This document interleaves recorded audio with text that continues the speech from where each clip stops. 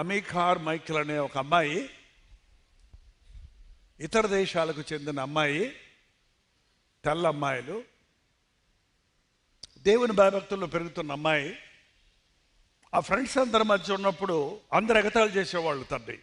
ఎందుకంటే ఆ దేశాల్లో ఉన్న వాళ్ళ కళ్ళు మనకులాగా నల్ల కళ్ళు ఉండవు. కొందరికి పిల్లి కళ్ళు అంటాం మనం కదా, తెల్ల కళ్ళు ఉంటాయి, నీలం రంగు కళ్ళు ఉంటాయి, గోధుమ రంగు కళ్ళు ఉంటాయి. సో అందరితో ఫ్రెండ్స్తో ఆడుకుంటున్నప్పుడు ఈ అమ్మాయి మాత్రం నల్ల కళ్ళు ఉండేవి. అందరూ ఎగతాళి చేసేవాళ్ళు.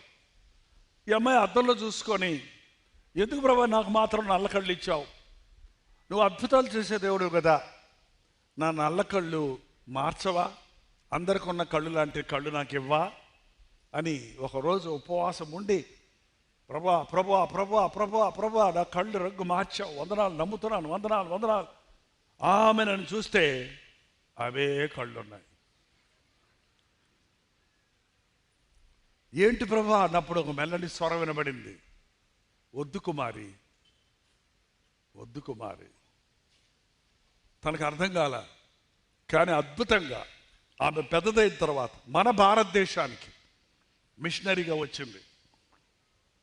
తమిళనాడులో తంజావూరు అనే ఊర్లో అనాథాశ్రయం పెట్టి దేవదాసీలుగా విడిచిపెట్టబడిన వారిని, విధవరాండ్రను, రోడ్ల మీద విడిచిపెట్టి పిల్లలకు ఒక ఆశ్రమాన్ని పెట్టి క్రీస్తు ప్రేమను చూపించింది.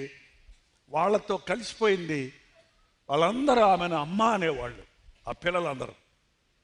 ఆమె మనలాగా, మన దేశస్తులాగా చీర కట్టుకొని, తెల్ల చీర కట్టుకొని వాళ్ళ మధ్య పరిచర్య చేస్తున్నప్పుడు వాళ్ళకి తమ సొంత తల్లిలాగా అనిపించింది.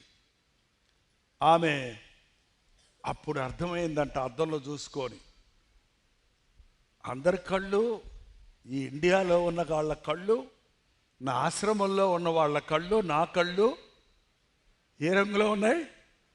ఒకే రంగులో ఉన్నాయి. నేను వేరే దేశపు అమ్మాయినని వాళ్ళు ఎవరు గుర్తుపట్టలేకుండా, ఓహో ఇందుకేనా నా తల్లి గర్భములో ఉన్నప్పుడే నేను భారతదేశానికి మిషనరీగా వెళ్ళాలని నా దేవుడు నా కంటి రంగును నిర్ణయించాడు అని చెప్పి దేవుణ్ణి స్తుతించిందంట. హల్లెలూయా.